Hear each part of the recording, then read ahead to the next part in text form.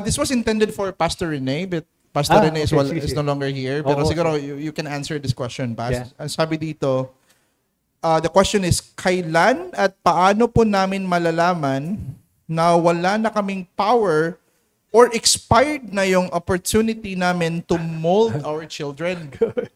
Okay.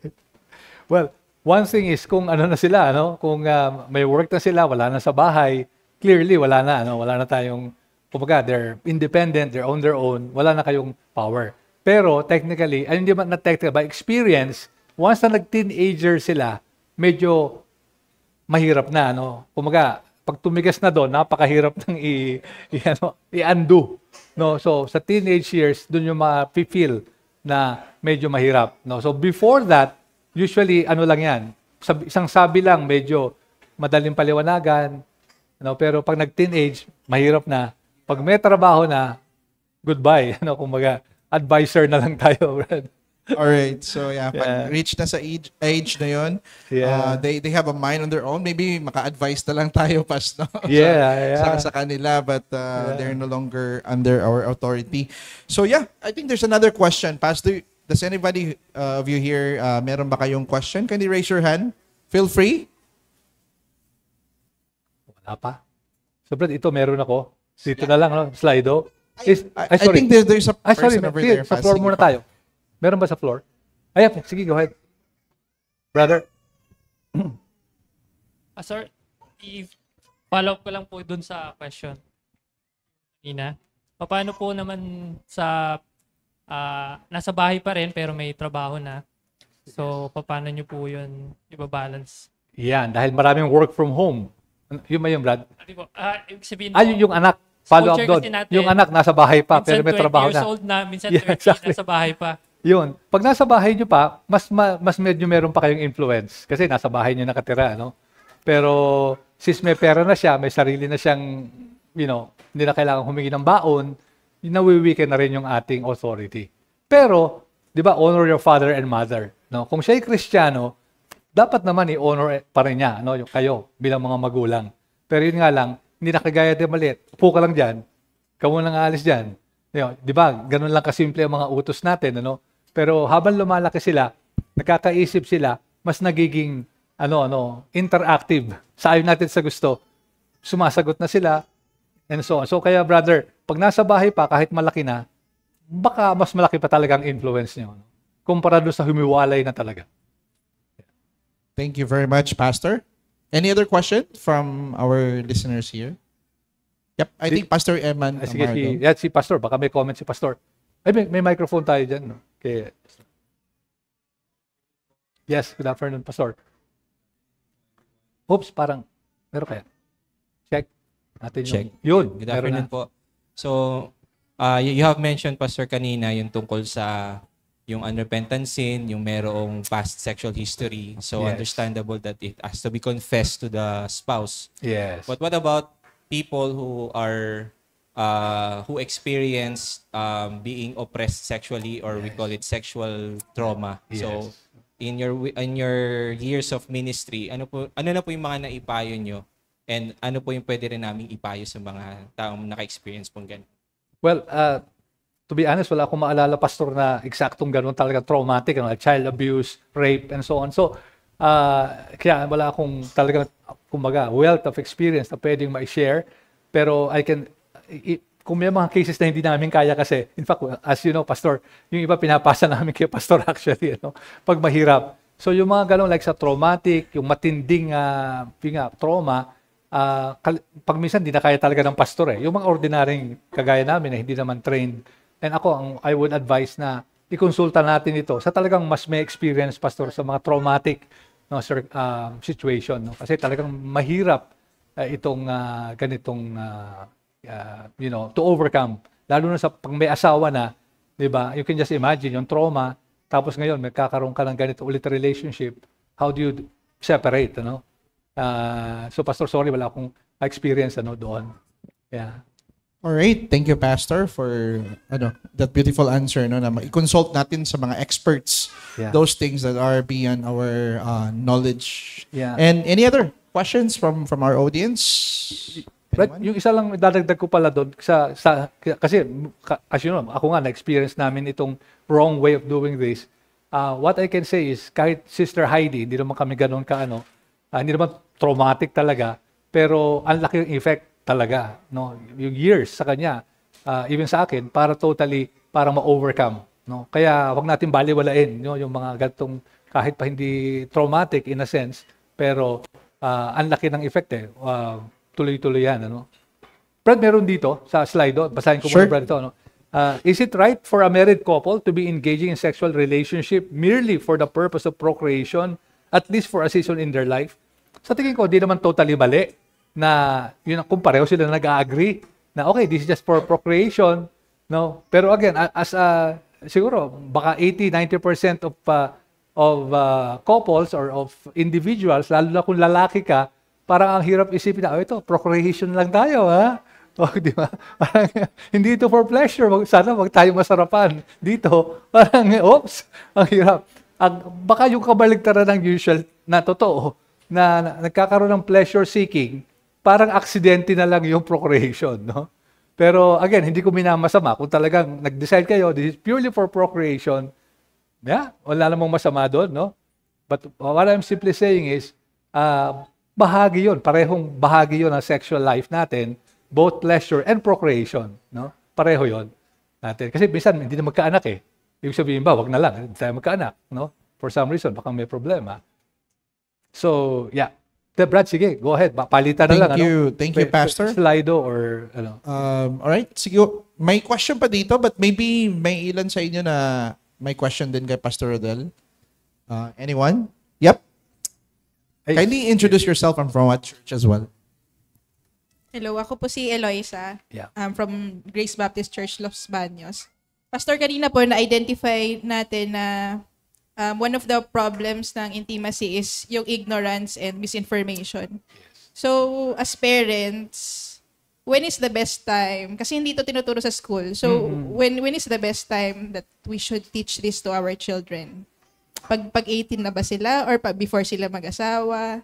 Paano po? Bata pa po yung mga anak ko. Yeah. I just want to learn. Of course, talking about the flowers and the bees, ay pinakamahirap siguro, isa sa pinakamahirap na gawin ng isang magulang. Pero tandaan natin na pag hindi natin ito sinabi, mauunahan tayo ng mundo. Mauna yung mundo sa atin. No? So, ang usual approach natin dito is age appropriate. Age appropriate, no? Baka halimbawa, 3 years old pa lang, mami, saan ang galing ang baby? Bigla mo pinakitaan ng anatomical chart with all the details of the anatomy. Siyempre, masisyak siya, no? Baka at that age appropriate, at that age, baka simpleng, isang mag-asawa, no? Dahil ginawa ng Panginoon tayo bilang mag-asawa, at pag may mag-asawa, yan, nagkakaroon ng baby. Baka tapos na yon, no? Kasi meron nga isa akong nabasa na gano'n nga, ang liit-liit pa, tinanong saan nang galing ang baby, pinaliwanagan, ang haba, sinabi lahat yung all the gory details of sexual union, tasyak yung bata, no? Hindi makaimik, no? Dahil sa, hindi pa. Pero sister, napakaganda nung tanong na yan, kasi dapat di tayo maunahan ng mundo. Pag tinanong nila yan, dapat tayo unang sumagot. Kasi pag nasa school na yan, homeschooled siguro, pero still, baka may mga nakakalaro, pag naunahan tayo ng mundo, masama na ang dating sa mundo kasi ang packaging niyan ay malaswa, niloloko-loko, so pangit ang dating. So wag tayong mauna. Kung ang ating anak ay 9, 10 years old na, baka too late na, naunahan na tayo. No, wag nating palampasin doon, sister, no? So tantsahin natin, lalo na ngayon with social media, medyo mahirap itago ito, no? And tama lang na mamulat sila as early as possible. So kapain natin, pag nagtanong sila, sagot agad tayo dapat. Okay? Pero kung di pa rin nagtatanong, medyo kapain natin. Teka muna, baka kung saan na ito natututo, bakit di ako kinakausap? Para ma-realize nila na hindi ito madumi, maganda ito, ang Diyos ang gumawa at the proper time. Pagkasal ka na. Pero hindi ito ginagawa ng hindi mag-asawa. So as young as possible, sister, is the answer. But age appropriate na information lang ang ating i-share. Thank you very much. Napaka-balanse doon, Pas, no? We have to consider those things na hindi natin i-share sa kanila. And at the same time, we can share the general aspect para sa mga bata. Kasi yung mga mundo ay nag-i-educate din sa ating bata, sa mga bata eh. Yeah. So, thank you for that, Pas. And I think if it's okay, go ahead. do we have time? I think we still have time. There's one question here from the chat, Pas. And the question goes like this. How can both husband and wife ensure that repeated disagreements do not turn into bitterness or disrespect in the marriage or hindi na maulit-ulit ang problema? Yeah, napakahalaga na hindi magpunta sa bitterness yung disagreement, ano? Kaya doon sa ating mga premarital counseling, isang chapter yung communication, no? Kasi pag naging bitter yan, talaga, masisira yung relationship. At ito yung nagdudulot ng divorce, separation, unfaithfulness. So, paano ito hindi mauulit? Kailangan masettle lahat ng mga issue. Kung pwede nga, within the day, di ba? Do not let the sun go down upon your wrath is a principle na mahalaga. Hindi lang yan, huwag nating hinuhukay-hukay palagi yung ating mga non-settle na. Pag ang trend ng ating mga pag-aaway, palagi, di ba nung isang linggo, ginawa mo rin to? Di ba? Ikaw nga, nung last month, ginawa mo rin yan eh. So, sabi nga, hindi hysterical. Nagiging historical ang pag-aaway, no?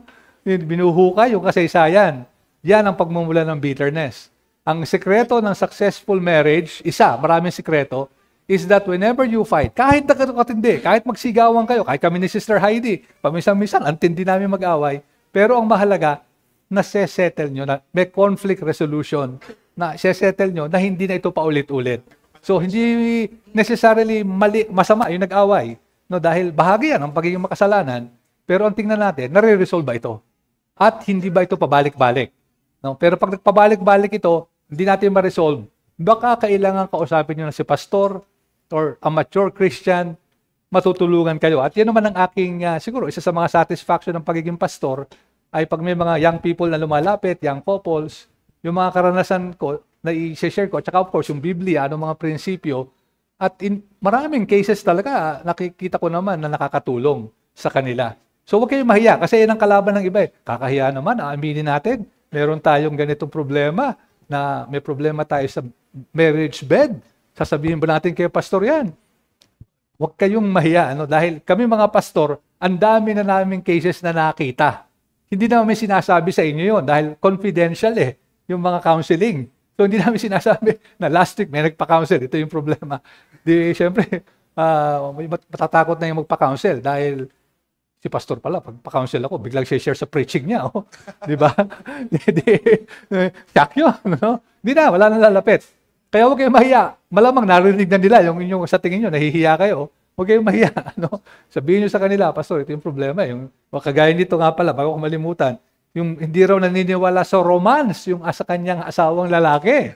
Aba, hindi naniniwala, paano gagawin? Naku, kailangan kausapin na ni pastor yan, pag hindi naniniwala sa romance. Para maipakita kung bakit mahalaga ito. I think we're running out of time. Baka si Brad Jessica tumitingin na sa relo. We still have time, Pas. Sige, brother. A few more questions. Yeah. Pero this is one very important question, Pas. Lagi ko din tong naririnig. I'm interested also to know your answer to this question. Ito yung tanong ng nila.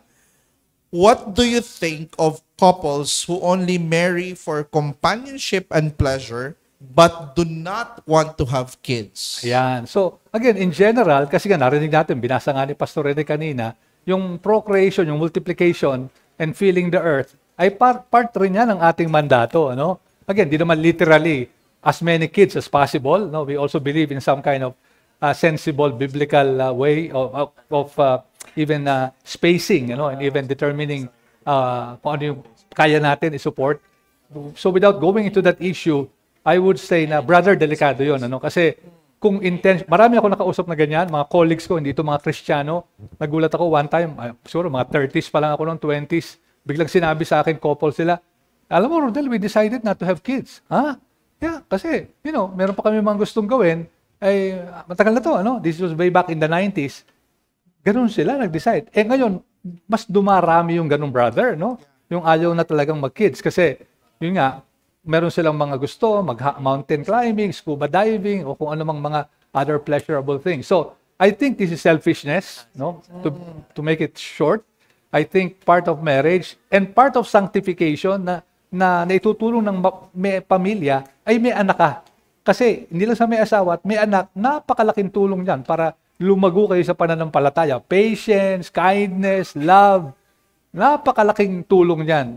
At pag wala kayong anak, hindi nyo ito mararanasan. Now, I'm not saying kung wala kayong anak, hindi kayo lalago sa kabanalan. Again, don't get me wrong. Merong mga walang asawa, single, all their lives, lumago sa pananampalataya. But what I'm simply saying, in general, ginagamit ito ng Panginoon para magkaroon ng tao, population, dumami yung tao, at the same time, for our own sanctification. So, Brad, I would be very careful sa ganyan unless merong genetic condition, physical condition, life-threatening na hindi pwede magkaanak, baka yun nga, mamatay yung wife. Unless merong ganong napaka-unique conditions, in general, I would not advise na ganong huwag mag-anak ang mag-asawa. Would you say, as a follow-up siguro, Pas, ito galing na naman sa akin. Yes. So if yung couple na yun, for example, wala tayong specific example or anyone in mind here, if mag-decide sila na ayaw talaga nila magkaanak tapos lang sila, contraceptives, worthy ba yun for church discipline? Highly questionable. Discipline? Yeah. Baka naman, would you say it's sinful? Hindi ko masasabing immediately discipline. Pero depende sa lifestyle nilang pinapakita. Pag hedonistic na, kunwari, napansin ko na, halos minsan namimisan church dahil nanood ng PBA basketball championship kasi, o kaya palaging wala dahil nasan sila, nagma-mountain climbing, baka magduda na ako sa commitment nila. Tapos ayaw pa nilang mag-anak. So I'll look at the whole picture before I can say na worthy ito of discipline. But for sure, kailangan paalalahanan. So, private discipline or counseling, sana ma-convince sila na huwag maging ganon yung lifestyle nila. Parang pinapakita nila na yun nga, self-centered, o couple-centered lang sila. Nawawala yung concern sa iba pag masyadong makasarili. So again, case-to-case siguro, brother, I have to really know the details before talagang maging disciplinary issue. Alright. Yeah. Thank you very much, Pas. Yeah. And if it's okay, for one more question. Yeah, sure. It says here, Pas, how does emotional distance in marriage reflect not just a gap between two people, but also a longing to be truly seen and known? Emotional distance to be truly seen and known, brother? Yeah, ang sabi dito, how does emotional distance in marriage reflect not just a gap between two people, but also a longing to be truly seen and known? Okay. So parang paradox, Parang meron distance, pero really it's a longing. And I think for most people naman talaga, andun yung longing to belong, In fact, kaya ka nagpakasal, Kaya ka nagpakasal. In fact, kahit naman sa Garden of Eden, andun yung completeness. It's not good for man to be alone, So andun yung complementarity and completeness. So, I guess baka may mga traumatic experience before, kaya meron distance. So, but maybe that's parang security na parang ayaw niyang masaktan, so kaya nagdi-distance siya. Kasi di ba, pag lumapit ka, meron chance na masaktan ka. Lalo na yung self-revelation. May risk yun Pag alam yung mga weaknesses mo, pwedeng gamitin laban sa'yo. So yung mga taong nadala na sa ganung sitwasyon, naturally, meron silang distance. Right. Pero as you have said, brother, to be a longing na gusto nilang mapalapit. So kaya kung yun ang ganun ang asawa natin, kunwari yung kanina na husband na hindi mahilig sa romance, baka ganung klase, So again, we have to understand, kaya mahalaga yung communication, and kung di nyo makaya, magpa-counsel kayo, baka matulungan ma-identify ano yung nagiging dahilan, bakit kayo, Brad, wala nang question, Wala na ba? Actually, marami dito pa. Okay. Saan galing, brother? Hindi natin mauubos to. Saan galing yan, brother? Sa internet ba yan? So, dito sa atin pa. Dito lang. Okay, dito sige. Pero siguro merong question pa from the audience here na gustong magtanong or follow. Feel free, Feel free po. Anyone? I have one last comment mamaya. But unahin natin yung questions. Sige po. Unahin natin yung mga kung meron pa. O kaya kung meron pa sa online. Dyan sa ating brother. Baka dyan sila nagtanong. We still have here, Pas. Sige, Brad. Sabi dito, what are ways we can deal with children who've already developed bad habits despite having tried to discipline and help them to let go of their bad habits. So yan, talagang mahirap yan. No? Pag nagsimula na yung bad habits, talaga napakahirap i-undo yung mga bad habits na ito. So, again, it takes patience at para may program tayo. Kasi hindi pwedeng undo, tapos walang kapalit. Usually yan din naman sabi sa Ephesians, ano? Yung you have to take off, but you have to take on something. So, ganun din sa mga bata. Kung gusto nating ma-win away from a bad habit, tulungan nating maka-form ng good habit. Siguro, isang simpleng example, toothbrush. Hindi nagtutoothbrush, nasanay na, bad habit, tulog na, pagkakain, siguro dahan-dahan natin gawin ng paraan na hindi mo na siya makakatulog, na hindi nakaka-toothbrush, hanggang ma-develop yung habit naman ng toothbrush. Sabi nila, it takes 3 weeks, daily, 3 weeks to form a habit. So 3 weeks yung titsagain yan. Again, this is just plus or minus para makadevelop sila ng good habit. So remove and replace in general ang approach sa mga habits. Bad and to form good habits. Thank you, Pas. I think meron pa talaga ditong isa napaka-interesting, Pas. No? Sabi dito, what makes a sexual interaction, maybe intercourse yung gusto niyang sabihin, married couple, meaning to say within the marriage, when does it become sinful? Sinful. To avoid if there's any. So, okay. Sa kanila, kahit married couple sila. Married couple. Okay. So, pagdating dito, again, this is parang ang hirap lahat ng possible kasi pwedeng napakalawak ng tanong na yan. But in general, I would say the sexual act should not be harmful. No? Napakahalaga nun, not harmful. So kung ano man yung act na yan, dapat din nakakasama, no, sa isa't isa. Okay? So kaya kailangan tingnan natin yon, no? Muna. But at the same time, ito yung mahirap i-balance dito. Some creativity, it is in fact expected. Expected dito sa sexual act. Wala itong parang dekahon na unahin mo to, isunod mo ito, etc. 1, 2, 3, 4. After that, complete. Parang checkan mo, checklist. Wala. In fact, part of the sexual act is that kind of, sabihin nating creativity and in some ways, experimentation. Kasi hindi mo malalaman ano yung nakaka-please sa partner mo kung wala kayong ganun na experimentation. Pero again, pwedeng mag-overboard. Siguro yun ang talong brother dyan, no? And I would, therefore, kaya nga, urge you na pag-aralan nyo ito. Just like anything, marami mga Kristiyanong references out there at nidiscuss nila lahat ng klase ng topic doon. At pag-aralan nyo ito, tingnan nyo. So dapat pareho kayo ma-convince na okay ito. No? Again, assuming na walang moral, hindi nakakasakit, hindi nakakasama, pwede kayong mag-agree. Ngayon, kung ayaw ng partner nyo, kasi for some reason, kunwari, nakikiliti siya, bigla mong hinipo yung tenga niya, yung pala yung kiliting-kiliti siya, ikaw naman, yun ang gustong-gusto mo. Nahipuin yung tenga niya. Paano yan? Di ba? Magko-compromise kayo.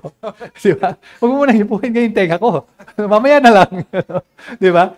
So, ito ibig ko sabihin. No? So, kailangan, doon mo malalaman kasi, kumbaga, ano yung pleasure points at pain points ng asawa mo kung hindi kayo nagkakaroon ng ganyang experimentation.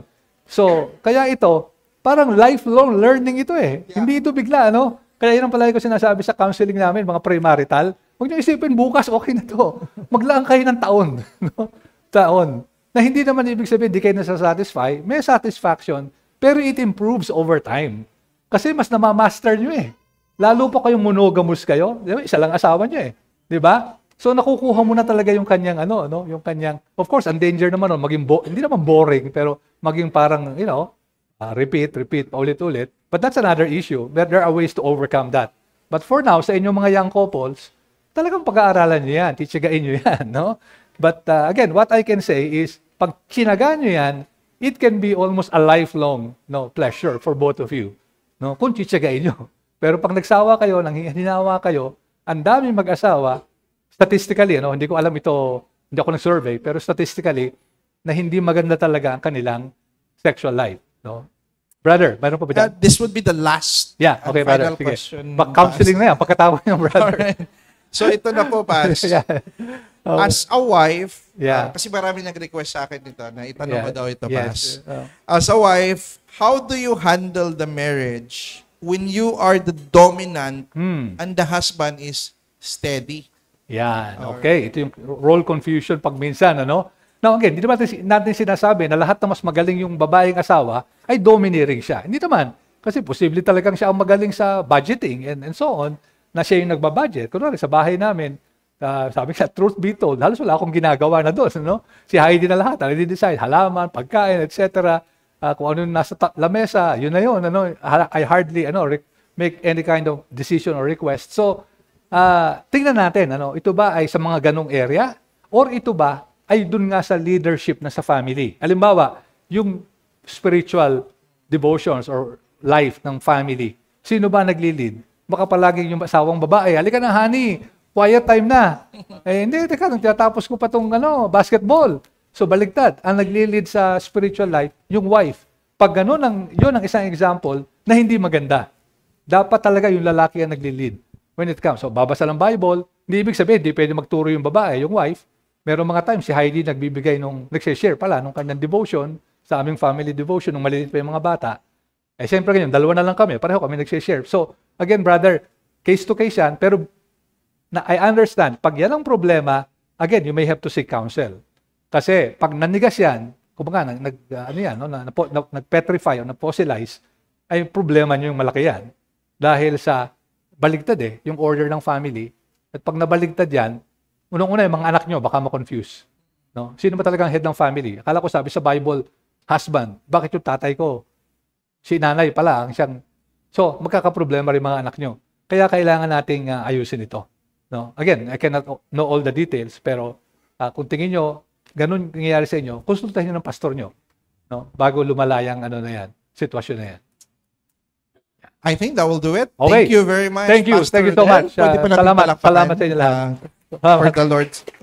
All right, salamat. And at this point, mga kapatid, we're heading to the acknowledgement and of course, certificate sa mga early birds, lovebirds, and whatnot. So give me just a second.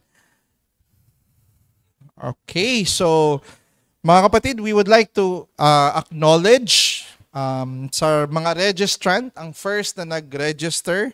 For our early bird, we have Jan Emmanuel and Maria Esther Cabral. Please, you may come in front. We have something for you.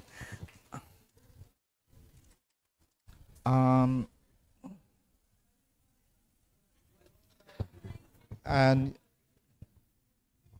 I think nandito siya, brother. This is for the... ito pala.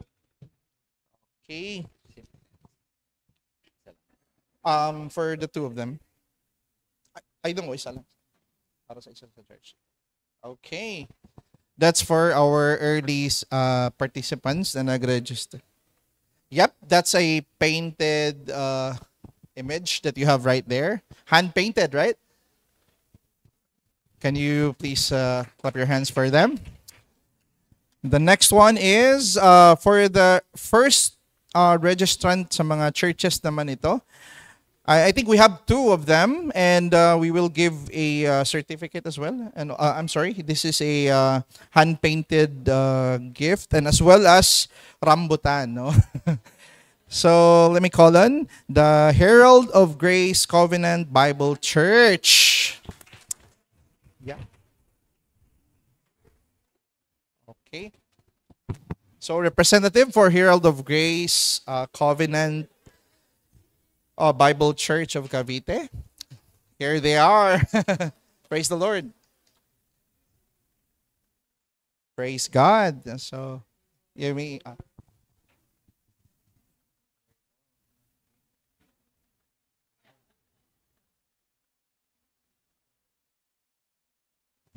All right, and another church who came here first, together with the Herald of Grace Covenant Bible Church of Cavite, we have Santo Tomas Reformed Baptist Church.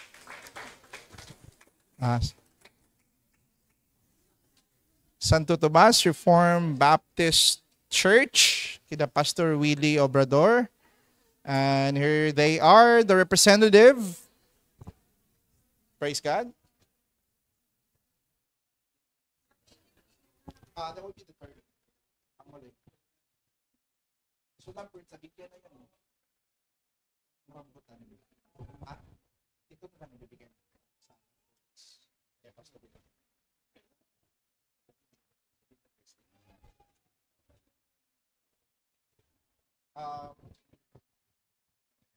The next one is for the migratory birds.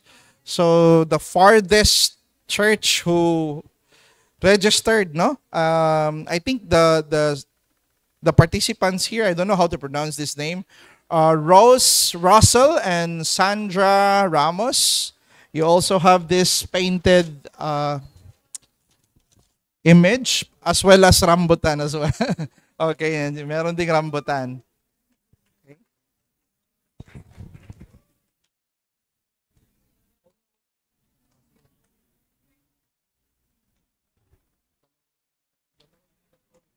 All right. Thank you very much. And also for the love birds, I think the first to complete the love bingo, it was Pastor Willie Obrador. Siguro representative na lang ni Pastor Willie. Yap, at titirain na lang. Or any member of the Santo Tomas Reformed Baptist Church.